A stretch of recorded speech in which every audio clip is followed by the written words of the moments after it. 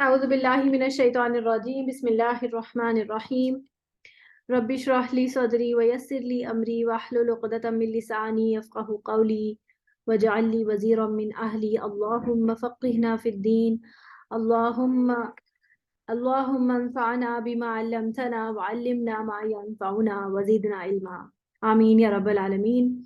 السلام علیکم ورحمۃ اللہ وبرکاتہ۔ آئی ہوپ کہ آپ لوگوں نے سب نے ٹیسٹ دے دیا ہوگا، یا جو دینے والے ہیں انشاءاللہ وہ بھی جلد ہی دے دیں گے۔ آج ہی ہماری انشاءاللہ جو ہے وہ ڈیڈ لائن ہے آپ کے ٹیسٹ دینے کی۔ اچھا، آیت نمبر 91 تک ہمارا ہو گیا تھا۔ آج نیا پارہ شروع کریں گے انشاءاللہ، 4th پارہ 92 آیت کے ساتھ۔ لن تنالوا البر حتى تنفقوا مما تحبون۔ لن ہرگز نہیں، تنالو، تنالو کا روٹ ورڈ ہے نون یا لام، نیل سے۔ اس کا معنی ہوتا ہے کسی بھی چیز کو، ہر وہ چیز جو انسان اپنے ہاتھ سے پکڑ لے، نون یا لام نیل، تو اس کا معنی ہوتا ہے ہر وہ چیز جو انسان اپنے ہاتھ سے پکڑ لے۔ پھر البرا، برا نیکی کو۔ اب یہ البرا کا جو مراد ہے، اس سے مراد دو باتیں ہیں۔ پہلی بات، ویسے تو اس کو عمومی معنی جو ہم لیتے ہیں وہ ہم لیتے ہیں نیکی، لیکن اس سے جو مراد ہے وہ ہے خیر کثیر، یعنی بہت زیادہ خیر، اس کا معنی ہوتا ہے، اس کا مراد ہوتا ہے۔ اور اس کے علاوہ اس کا جو لفظی معنی ہوتا ہے وہ ہوتا ہے جنگل۔ دیکھیں آپ، اب کچھ چیزیں آپ کو کبھی ہوتا ہوگا کہ لفظی معنی کیا ہوتا ہے، مراد کیا چیز ہوتی ہے اور وہ کیا ہوتا ہے۔ دیکھیں کچھ چیزیں ہوتی ہیں جن کی لٹرل میننگ کچھ اور ہوتی ہے، اور قرآن مجید میں جیسے جب استعمال ہو رہے ہوتے ہیں تو ان سے کچھ اور مقصد ہوتا ہے، اس لفظ کو استعمال کر کے پیچھے اس کا مقصد کچھ اور ہوتا ہے۔ تو یہاں پر اسی طرح سے جیسے لفظی معنی اس کا ہے جنگل، اور جنگل سے نیکی کیسے مراد ہے؟ تو جنگل آپ دیکھیں کہ جنگل کے اندر ہر قسم کا درخت ہوتا ہے اور وسعت ہوتی ہے جنگل کے اندر۔ اگر آپ جنگل کے بارے میں سوچتے ہیں تو آپ سوچتے ہیں کہ ایک بہت بڑی جگہ ہے جہاں پر طرح طرح کے درخت ہوں گے، ہر قسم کے جو ہے وہاں پہ پھل بھی ہو سکتے ہیں، وہاں پہ ہر قسم کے جانور بھی ہو سکتے ہیں، پانی بھی ہو سکتا ہے، سب کچھ ہو سکتا ہے۔ تو وسعت کے اعتبار سے جنگل اس کا مراد ہے۔ یعنی البر جو ہے بیسیکلی البحر کا، بحر، بحر جیسے ہم کہتے ہیں نا، بحر، بحر مطلب سمندر کو کہتے ہیں، تو سمندر کا بیسیکلی اپوزٹ ہے یعنی لینڈ۔ اور اس کا لٹرل میننگ جو ہم لینڈ سے، لینڈ کون سی جگہ جہاں پر نباتات ہوگی، یہ سارا جنگل، تو وسعت، وسعت سے مراد۔ اب وسعت سے اس چیز سے مراد جو لی گئی ہے وہ نیکی۔ نیکی کیسے لی گئی ہے کہ چونکہ جنگل کے اندر اتنی وسعت ہوتی ہے، ہر طرح کی چیز ہوتی ہے، اسی طرح سے ہر قسم کی نیکی اس سے مراد ہے البر۔ صحیح، عربی زبان میں ایک لفظ کے کئی معنی نکلتے ہیں۔ تو اس کا معنی، میں نے ایک جنگل دیکھا تھا ایک جگہ پہ، تو میں نے اسی لیے یہاں پر کوٹ کیا کہ جنگل جو ہے وہ وسعت سے بھرا ہوا ہوتا ہے، اور یہ بر جو ہے اس کا معنی ہوتا ہے کہ ہر قسم کی نیکی اس کے اندر مراد ہے۔ آپ اس میں لکھ لیں خیر کثیر، پھر نیچے لکھیے ہر قسم کی نیکی، ٹھیک ہے۔ اور لفظی معنی جو اس پہ آپ اس پہ لام لگا کے لکھ سکتے ہیں کہ جنگل ہے اس کا معنی، ٹھیک ہے۔ تو لن تنالوا البر، ہرگز تم نہیں پا سکتے نیکی کو۔ اور ایک تو میں نے آپ کو بولا اس کے مراد جو ہے وہ کیا ہے، خیر کثیر۔ دوسری مراد ہے اس سے جو مفسرین لیتے ہیں وہ کہتے ہیں کہ اس سے مراد جنت ہے، البرہ سے مراد جنت ہے۔ کیا ہے، کیوں ہے، ابھی آگے انشاءاللہ آپ کو سمجھاتی ہوں۔ آپ بس دو لفظ لکھ لیں اس کے مراد میں۔ اس میں جیسے میں نے الفرقان میں 2 لفظ لکھوائے تھے نا آپ کو، کہ 3 لکھوائے تھے، معجزات تھے اور قرآن تھا، اور حق و باطل میں فرق۔ تو اس سے مراد 2 چیزیں، خیر کثیر اور دوسری جو ہے وہ جنت، ٹھیک ہے۔ حتیٰ یہاں تک کہ تنفقو، تم خرچ کرو، نون فا قاف نفقہ، نفقہ مراد ہوتا ہے انفاق فی سبیل اللہ، یعنی کہ خرچ کرنا۔ بیسیکلی نون فا قاف کا جو مطلب ہوتا ہے نا، وہ ہوتا ہے ایک ٹنل، ایسی ٹنل جو کہ یعنی سرنگ، 2 منہی سرنگ جو کہ دونوں اینڈ سے کھلی ہو۔ اور نفقہ کا مراد سے مطلب سرنگ سے کیا معنی، خرچ کرنے سے کیا مراد اس کا معنی یہ ہے کہ ایک طرف سے مال یا کوئی بھی چیز آ رہی ہے اور دوسری طرف سے نکالی جا رہی ہے، دوسری طرف سے نکل رہی ہے۔ یعنی اللہ ہمیں جو صلاحیتیں، جو اب نفقہ میں تو ہر چیز آ جاتی ہے نا، صلاحیتیں، وقت، آپ کا مال، آپ کی اولاد، آپ کی آپ کی کوئی بھی محبوب کوئی بھی چیز کوئی بھی جو آپ کے پاس موجود ہے تو وہ ہر چیز جو ہے وہ رزق میں شمار ہوتی ہے. تو نفع کا آپ ہر چیز خرچ کر رہے ہیں تو وہ آ رہی ہے ایک طرف سے اور ایک طرف سے جا رہی ہے, روک نہیں رہا ہے انسان, اپنے پاس روک کے نہیں رکھ رہا, اس کو کہتے ہیں نفع کا خرچ کرنا. سمجھ آئی؟ اب آگے چلتے ہیں. یہ نا یہ بند کر دو, یہ جو ہے نا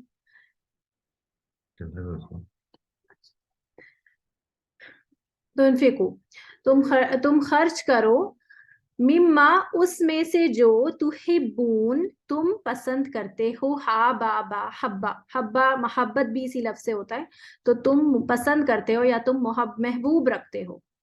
وما اور جو تنفقو تم خرچ کرو گے, کوئی ورڈ ہے تنفقو تم خرچ کرو گے. اب آپ کہیں گے کہ یہاں پر اوپر تنفقو کا مطلب ہے تم خرچ کرو اور نیچے لکھا ہوا ہے تم خرچ کرو گے. تو دیکھیں آپ تنفقو کے ساتھ یہاں پر حتی لکھا ہوا ہے, تو حتی تنفقو مانا ہے, حتی تنفقو کے حساب سے ہم اردو کا مانا لیں گے یہاں تک کہ تم خرچ کرو. ہم حتی کے ساتھ تنفقو کا مانا تم خرچ کرو گے نہیں لکھیں گے, ٹھیک ہے نا. تو وما اور جو تنفقو تم خرچ کرو گے, من شیئن کوئی چیز, فإن اللہ بہ علیم تو بے شک اللہ اسے خوب جانتا ہے. اب اس میں وسعت میں چلتے ہیں, اس کی تشریح دیکھتے ہیں. تو آپ دیکھیں اللہ تعالیٰ نے فرمایا کہ تم نیکی کو نہیں پہنچ سکتے یا تم خیر کثیر کو نہیں پہنچ سکتے جب تک کہ تم اپنی محبوب چیزوں میں سے خرچ نہ کرو, یا تم جنت کو نہیں پہنچ سکتے یہاں تک کہ تم اپنی محبوب چیزوں میں سے خرچ نہ کرو. ٹھیک ہے, یہ اس کا معنی دیکھتے ہیں. تو اس سے کیا اب تک ہم نے دیکھا, آپ دیکھیں کہ ہم جو پیچھے آیات پڑھ کے آئے ہیں اس میں ہم نے تقویٰ کا معنی دیکھا کہ تقویٰ جو ہے وہ ہمارے لیے بہت ضروری ہے. اور تقویٰ کب بڑھتا ہے, مجھے آپ لوگ بتائیں, چلیں تقویٰ کیسے بڑھتا ہے, تو آپ لوگوں میں سے کوئی بتائے مجھے کیسے بڑھتا ہے تقویٰ. جی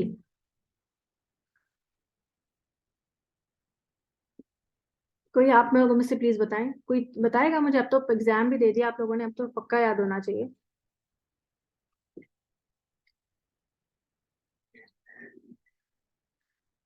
جی شازیہ. مس السلام علیکم. اللہ کی معرفت آنے سے, اللہ کو پہچاننے سے. نہیں, میں نے آپ کو یاد ہوگا کہ میں نے سائیکل بنوائی تھی تقویٰ کی. تقویٰ کیسے بڑھتا ہے؟ اچھا, تقویٰ کیسے بڑھتا ہے؟ ہدایت رشد, پھر ہدایت مطلب پیسہ تو پہلے جو ایمان ہمارے دلوں میں داخل ہوتا ہے, پھر پہلے اسلام, پھر ایمان, پھر ہدایت رشد ملتی ہے, پھر ہدایت توفیق ملتی ہے.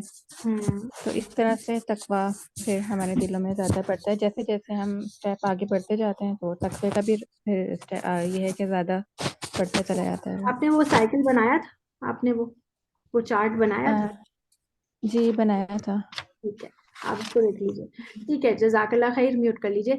جی, تو ہم نے پڑھا کہ جب ہمارا تقویٰ بڑھنا شروع ہوگا تو کیا ہوگا, ہمارے اندر اللہ تعالیٰ پر توکل بڑھے گا. تقویٰ کے ساتھ توکل بڑھے گا. ٹھیک ہے, تو آپ دیکھیں کہ جب اللہ تعالیٰ پہ توکل بڑھے گا نا تو انسان کا فوکس آخرت بن جائے گا, اور دنیا جو ہے اس سے فوکس کم ہوتا جائے گا. اور کم ہوتا جائے گا تو کیا ہوگا, تو یہاں پر جو بھی چیزیں ہماری فیوریٹیز میں شمار ہوتی ہیں نا, جو ہماری فیوریٹس ہیں, ان سب کو وہ سب کیا ہو جائیں گی, سیکنڈری ہوتی جائیں گی. اور یہی اللہ چاہتا ہے کہ دل کے اندر تقویٰ اور توکل, اللہ کی محبت, یعنی بیسیکلی تقویٰ توکل کیا ہے, اس کے پیچھے کون سا جذبہ کار فرما ہے, وہ ہے محبت الہی, اللہ کی محبت. یہ محبت اللہ کو دل کے اندر چاہیے انسان کے. تو جب یہ چیز اگر تو یہ چیزیں نہیں ہوں گی, اگر تقویٰ توکل محبت الہی یہ نہیں ہوگا تو پھر کیا ہوگا, انسان کے دل میں دنیا کی محبت ہوگی. اللہ چاہتا ہے کہ انسان اس دنیا سے اوپر اٹھ کر اللہ تعالیٰ کو فوقیت دے, ان چیزوں سے بڑھ کر. اللہ نے پیچھے کیا فرمایا کہ زُيِّنَ لِلنَّاسِ حُبُّ الشَّهَوَاتِ مِنَ النِّسَاءِ وَالْبَنِينَ and so on.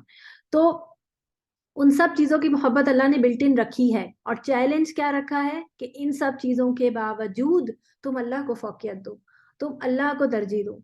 اور جب یہ تم کر لو گے اور تم اس چیز پہ پہنچ جاؤ گے, اس چیز کو تم پا جاؤ گے, تو پھر تمہیں جنت بھی مل جائے گی. تمہارے لیے آسان, بیسیکلی کیا مطلب ہے, تمہارے لیے جنت کا راستہ آسان ہو جائے گا جب تم اس نیکی پر یہاں تک پہنچ جاؤ گے.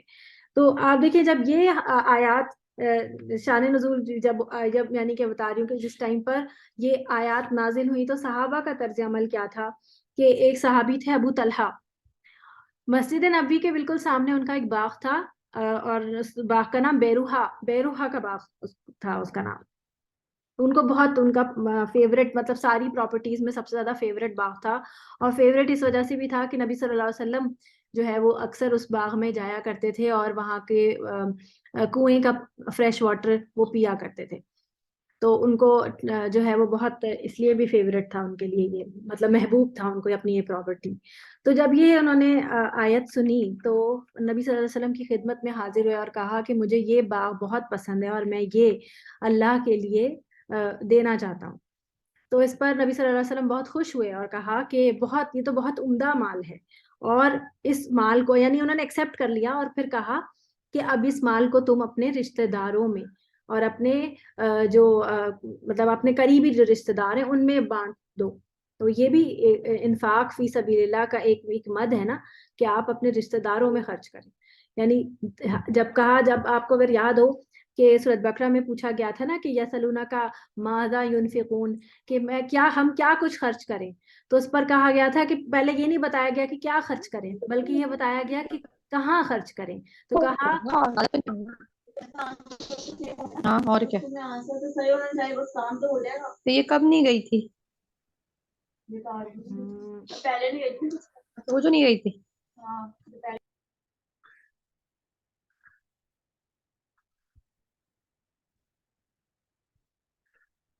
اچھا اپنے مائک میوٹ رکھا کریں پلیز. اچھا جی, تو بات ہو رہی تھی کہ کیا بات ہو رہی تھی, ایک منٹ. ہاں, رشتہ داروں میں جو ہے وہ آپ اپنے مال خرچ کریں. اور آپ کو پتا ہے کہ ہم نے جب پڑھا تھا نا کہ یسألونک ماذا ينفقون, جب انہوں نے سوال کیا کہ ہم کیا خرچ کریں, سورۃ بقرہ کی آیت ہے کہ جب ان سے پوچھا کہ ہم کیا خرچ کریں, تو اللہ تعالیٰ نے جواب اس کے آگے یہ نہیں دیا کہ کیا خرچ کریں, بلکہ کہا کہ جو کچھ بھی تم خرچ کرو گے فللوالدین, پہلے والدین کے لیے ہے, والاقربین والیتامی والمساکین وابن السبیل, یہ سب آیات لائن سے کہ پہلے ان پہ خرچ کرو. تو سب سے پہلے میں والدین, اور پھر اس کے بعد والاقربین, اپنے قرابت داروں میں خرچ کرو. تو یہاں پر بہترین جو مال, کیونکہ آپ دیکھیں کہ انسان کی جو مطلب پرائیورٹیز ہوتی, چلو آپ مال خرچ کریں لیکن دوسروں کو دینا اپنے گھر کے علاوہ, جیسے جو خاندان کے لوگ ہوتے ہیں ان کے علاوہ میں دوسروں کو دینا زیادہ آسان ہوتا ہے بنسبت ان کے کہ جو آپ کے رشتہ دار ہوتے ہیں. حالانکہ حق ان کا پہلے اللہ نے رکھا ہے, اور ان کو دینا اس لیے بھی مشکل آپ کو لگ رہا ہوتا ہے کیونکہ ان کے ساتھ کچھ چپکلش چلتی رہتی ہے کچھ نہ کچھ, اور یہ کہ ان کے حالات آپ کے سامنے ہوتے ہیں, اگر آپ ان پر خرچ کرتے ہیں اور پھر ان کو دیکھتے ہیں آپ کہ وہ کہاں خرچ کر رہے ہیں, تو پھر آپ کا دل ہوتا ہے کہ یہ تو ایسے ہی ادھر ادھر خرچ کر دیتے ہیں اور ہم ان کو پیسہ دے رہے ہیں اور اس طرح. تو یہ بھی آپ کو مطلب ایک امتحان ہوتا ہے کہ جب آپ ایک چیز اس کو دے چکے ہوتے ہیں اور وہ مالک ہوتا ہے, پھر وہ جہاں چاہے خرچ کرے. تو یہ سب چیز جو ہے وہ ایک ہمارے لیے آزمائش بنتی ہے.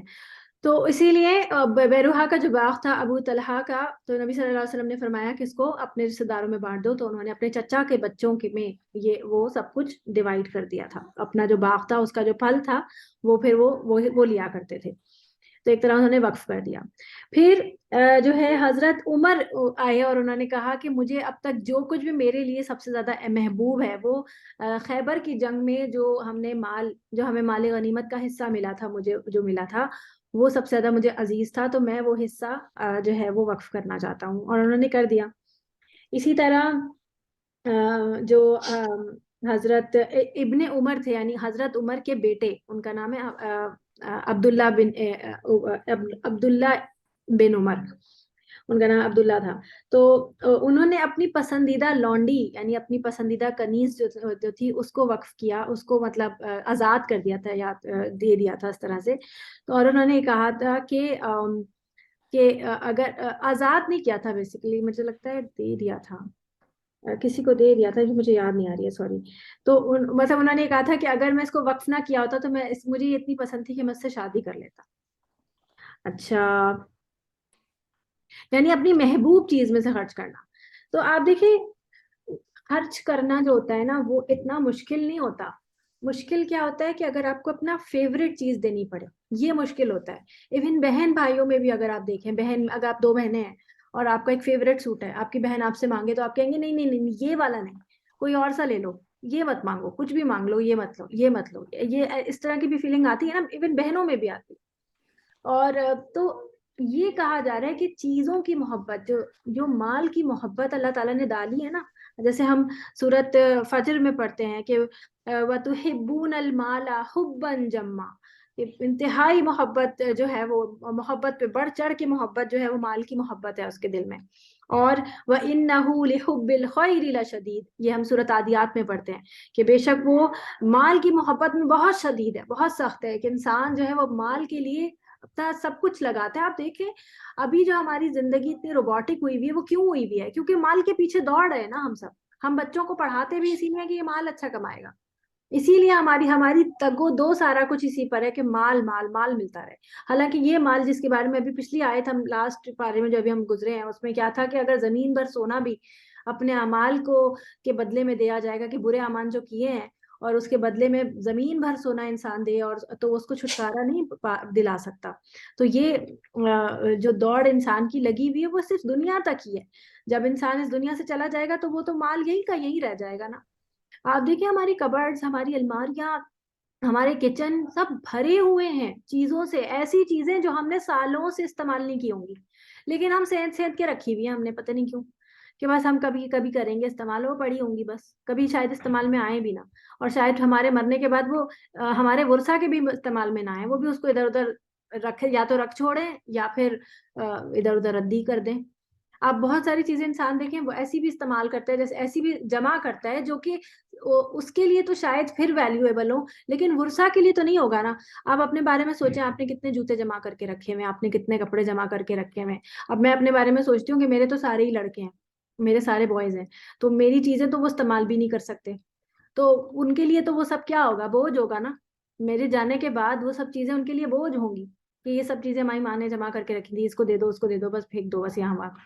تو ایسی چیزیں جو کہ اور اگر میں یہی چیز اپنے ہاتھ سے صدقہ کر کے جاؤں کہ میری یہ فیوریٹ چیز ہے میں نے سنبھال کے رکھی ہے، تو کیا ہوگا؟ تو وہ چیز اس سے میں جنت پا سکتی ہوں نا. یہ اللہ نے کہا نا لن تنالوا البر حتی، تو میں اس سے میں جنت کما لوں. آپ دیکھیں کہ یہ صحابہ جو تھے یہ کیا کرتے تھے، اب بہترین چیز جو بھی ان کو پسند آتی تھی نا تو کیا کرتے تھے، صدقہ کر دیتے تھے. کہتے تھے ہم وہاں پر اپنے اگلے جہان کے لیے اس کو جو ہے ہم اکاؤنٹ میں جمع کرا رہے ہیں، یہاں پر ہم استعمال کر لیں گے تو یہیں ختم ہو جائے گا. حدیث میں آتا ہے کہ جو حدیث کا مفہوم ہے کہ کون ہے جسے اپنا مال وارث کے مال سے زیادہ پسند ہو. تو پوچھا گیا کیا مطلب اس بات کا وارث کے مال سے، تو کہا گیا کہ اس کا مال تو وہ ہے جو اس نے صدقہ کر کے آگے بھیج دیا، اور وارث کا مال وہ ہے جو وہ دنیا میں چھوڑ کے گیا. جو انسان، جو میت دنیا میں جو بھی اپنا اسباب چھوڑ کے جاتی ہے نا، حتیٰ کہ اس کے جو جسم پہ کپڑے ہوتے ہیں وہ بھی ورثہ کا حق ہوتے ہیں. اس نے اب اس کا کچھ نہیں کرنا، وہ تو اب قبر میں جائے گا، اور جو کچھ بھی یہاں رہ گیا وہ سب کا سب اس کے وارثین کے اس میں زمرے میں چلا گیا. اب ان کا وہ جو چاہے کرے. تو جو چیز انسان، اب ایسا بھی نہیں کہ انسان سب کچھ ہی جو ہے وہ صدقہ کر دے اور اپنے وارثین کو بالکل کلاش چھوڑ کے چلا جائے، ایسا نہیں ہے. بلکہ بہترین جو ہمارا اپنی جو ایسا ہو کہ جو چیز ہمیں بہترین زیادہ محبوب ہے وہ چیز جو ہے وہ اللہ کی راہ میں لگا دے، تاکہ ہمارے لیے وہاں پر کچھ نہ کچھ پہلے سے ہم نے کر کے رکھا ہو نا. تو آپ دیکھیں کہ محبت اللہ تعالیٰ نے جو ڈالی ہے نا، یہ اس مال کی محبت، یہ محبت انسان کو جکڑ کے رکھتی ہے. اس کو یہ نکالنا اتنا آسان نہیں ہوتا. لیکن سورۃ بقرہ میں ہم پڑھ کے آئے ہیں والذین آمنوا اشد حبا للہ، اللہ کے جو آمنو والے بندے ہیں، ایمان والے بندے، وہ تو اللہ کی محبت میں شدید ہوتے ہیں، وہ مال کی محبت میں شدید نہیں ہوتے. اور ہم نے اسی بارڈر کراس کر کے اوپر چڑھنا ہے, اس مومنین والی کیٹیگری میں جانا ہے, جہاں پر جہاں جو اس قول ثابت پر ہم اپنے آپ کو تصدیق کریں, ہم اس بات کی کہ والذین آمنوا اشد حبا للہ, کہ ہم وہ لوگ ہیں جو ہم ایمان والے, ہم وہ لوگ ہیں جو کہ اللہ کی محبت میں شدید ہیں. تو محبت جو ہے وہ صرف زبانی اور کلامی نہیں, بلکہ اس کا ثبوت دینا ہے اللہ کے سامنے, اللہ کو اس بات پر ہمیں اپنے ایمان کا ثبوت دینا ہے, صرف باتیں نہیں. اب آپ دیکھیں ہمارے سامنے پیچھے ہم پڑھ رہے تھے ابراہیم علیہ السلام کا بار بار ذکر پڑھے تھے, آج بھی ہم پڑھیں گے انشاءاللہ, کہ ابراہیم علیہ السلام نے جو ہے وہ کس حد تک خلیل اللہ کیسے بنے تھے, وہ کس حد تک انہوں نے جو ہے وہ اپنا آپ انہوں نے اللہ تعالیٰ کی اس میں لگا دیا تھا, کیا کہتے ہیں, اپنے اللہ کی راہ میں لگا دیا تھا ایک طرح سے. آگے ابراہیم علیہ السلام کا ذکر آتا ہے انشاءاللہ, تب ہم اس کو ڈسکس کرتے ہیں. کل الطعامی, ہر کھانا. اچھا کسی نے ہینڈ ریز کیا تھا, سوری میں نے سوچا تھا میں دیتی ہوں. جی سعدیہ کچھ کہنا چاہ رہی ہیں, جی سعدیہ. السلام علیکم ورحمۃ وعلیکم اللہ السلام. وبرکاتہ. میم کیسی ہیں؟ الحمدللہ.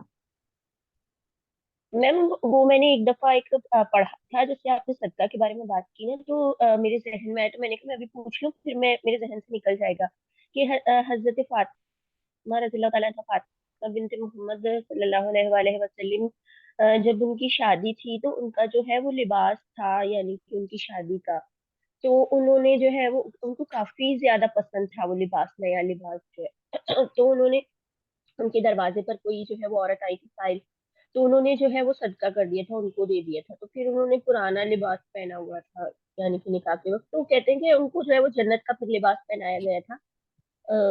کیا یہ سچ ہے میم, یہ والا واقعہ جو ہے؟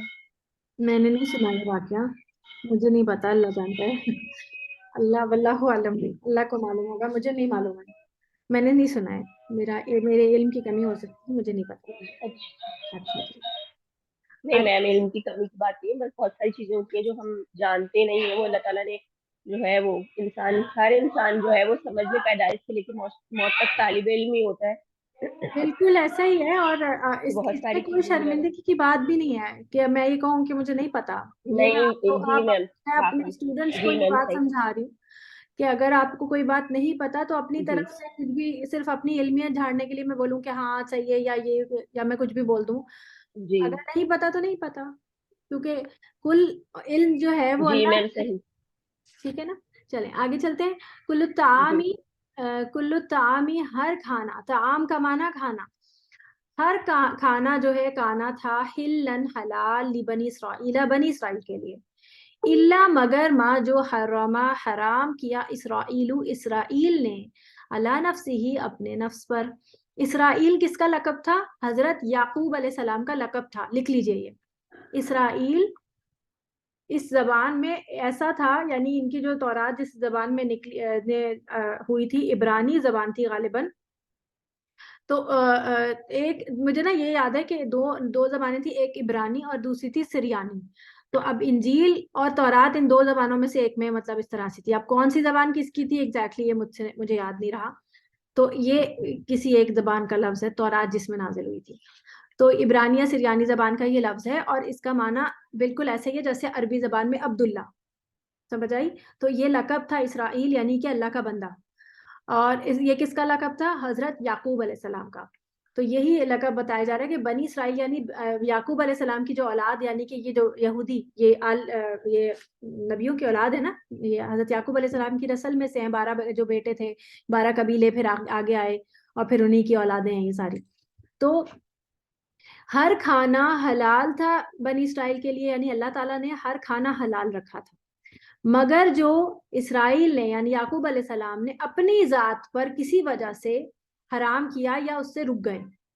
ٹھیک ہے, من قبلی, اس سے پہلے, ان کے تو نزلت توراتا, تورات سے پہلے, یعنی تورات کے نزول سے پہلے. اب آپ اگر یاد کریں تو ابراہیم علیہ السلام کے بیٹے اسحاق علیہ السلام, اسحاق علیہ السلام کے بیٹے یعقوب علیہ السلام, یعقوب علیہ السلام کے بچے 12 وہ جن میں یوسف علیہ السلام ہے.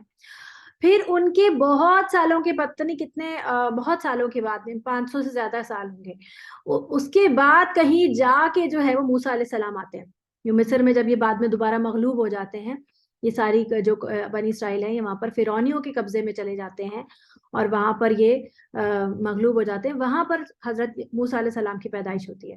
تو آپ دیکھیں کہ تورات کا سفر کتنا آگے ہے اور یعقوب علیہ السلام کتنے پہلے ہیں۔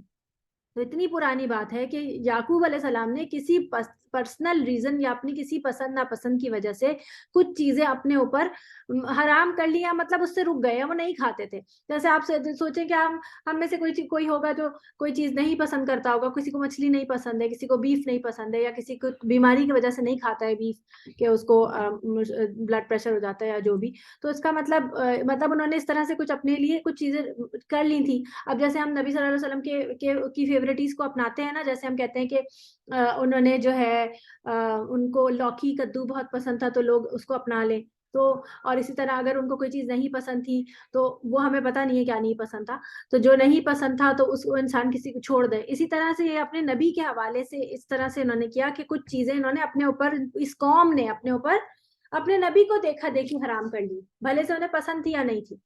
تو یہ ہے ریزن، یہاں پر یہ بتایا جا رہا ہے کہ ہر کھانا تھا حلال بنی اسرائیل کے لیے، مگر جو حرام کیا اسرائیل نے اپنے نفس پر اس سے پہلے کہ تورات نازل کی جاتی۔ تو یہ آیت جو ہے وہ کس کانٹیکسٹ میں تھی، تو اس کا شان نزول دیکھ لیجئے کہ یہودیوں نے نبی صلی اللہ علیہ وسلم پر اعتراض کیا۔ کیا اعتراض کیا؟ کہ ہماری شریعت میں تو بنی اسرائیل کی شریعت میں تو اونٹ کا گوشت حرام تھا، تو پھر آپ کیوں کھاتے ہیں؟ مطلب وہاں پر ظاہر ہے مکہ میں اونٹ تو آپ کو پتہ ہے وافر مقدار میں ہوتے ہیں، لوگ اونٹ کا گوشت کھاتے تھے، نبی صلی اللہ علیہ وسلم بھی کھاتے تھے۔ تو اس پر انہوں نے کہا کہ آپ تو یہ تو نبیوں کی اولاد ہیں، ہم تو نبیوں کی اولاد ہیں، ہم تو نہیں کھاتے، اور آپ اگر شریعت لے کر آئے ہیں اور آپ کہہ رہے ہیں آپ نبی ہیں تو آپ کو اونٹ کا گوشت نہیں کھانا چاہیے تھا۔ تو اس پر یہ بات یہاں پر یہ آیات نازل ہوئی کہ بھائی کچھ چیزیں تو آپ نے خود حرام کی تھی، اب اپنے یعنی آپ مطلب حضرت یعقوب علیہ السلام نے، اور اس کے بعد ان کے اپنے لوگوں نے کر لی تھی۔ تو یہ جو ہے وہ کوئی شریعت میں شامل نہیں تھی یہ بات، یہ ان کی اپنی ذاتی پسند ناپسند کے اوپر تھا۔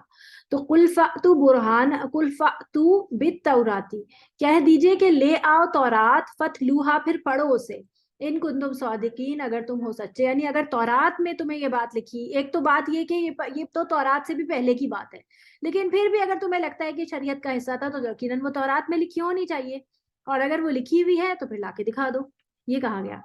تو اسی لیے آپ دیکھتے ہیں کہ حضرت نبی صلی اللہ علیہ وسلم نے جب وہ شہد والا واقعہ اگر آپ میں سے کسی کو یاد ہو کہ نبی صلی اللہ علیہ وسلم نے کہا کہ ٹھیک ہے میں آج سے شہد نہیں استعمال کروں گا، تو اس پر آیات نازل ہو گئی تھی کہ آپ اپنے اوپر وہ چیز کیوں حرام کرتے ہیں جس کو اللہ نے آپ کے اوپر حلال کیا ہے، صرف اسی وجہ سے کہ اگر نبی صلی اللہ علیہ وسلم نے کسی ذاتی پسند ناپسند کی وجہ سے کوئی چیز اپنے اوپر حرام کی جس کی اتنی افادیت ہے، شہد کے بارے میں کہتے ہیں نا کہ اس کے اندر بہت زیادہ شفا ہے، اگر وہ اپنے اوپر حرام کر لیتے تو پھر امت امت بھی اس کو حرام کر کے بیٹھی ہوتی، ایسا ہی ہوتا نا کہ وہ بھی کہتی کہ نہیں جب ہمارے نبی نے نہیں کھایا تو ہم بھی نہیں کھائیں گے۔